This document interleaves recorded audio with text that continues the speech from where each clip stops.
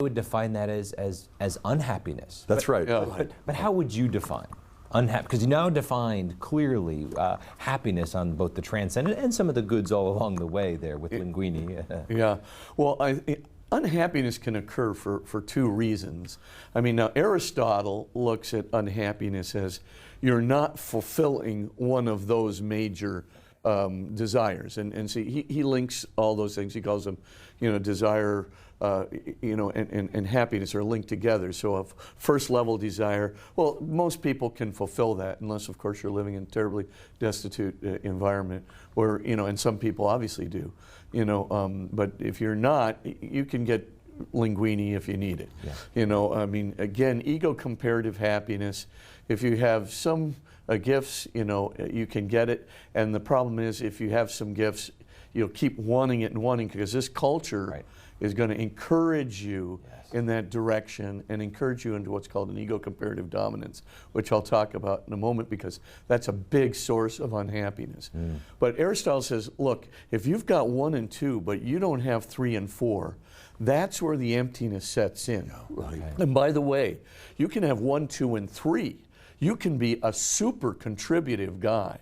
You can be super contributive to your family, super contributive to your friends, and then you're shaving in the morning and you're looking at yourself in the mirror and nothing is coming back. Severe feeling of emptiness is hitting you, the contributive, loving, generative, good person, and you're looking at yourself and nothing, you feel this emptiness in the pit of your stomach. You're walking down the street, right, and all of a sudden you feel a sense of alienation, like you don't fit in here. You're not at home in the totality. I mean, let's just call it not at homeness on a most profound and cosmic level. You could be in the middle of your family and surrounded by all your friends and feel that same emptiness, that same alienation, that not at homeness. You could feel a profound sense of loneliness, because it's not loneliness for a person. Yeah. It is, you want to be at home, you want to be unified with the personal God, the sense of cosmic loneliness. You're absent this, you can't escape those feelings of emptiness and alienation and loneliness. And that is unhappiness. Yes. I mean, hold on to that. I'm going to hold that thought. Yeah. Stay with us for the next segment of Franciscan University Presents.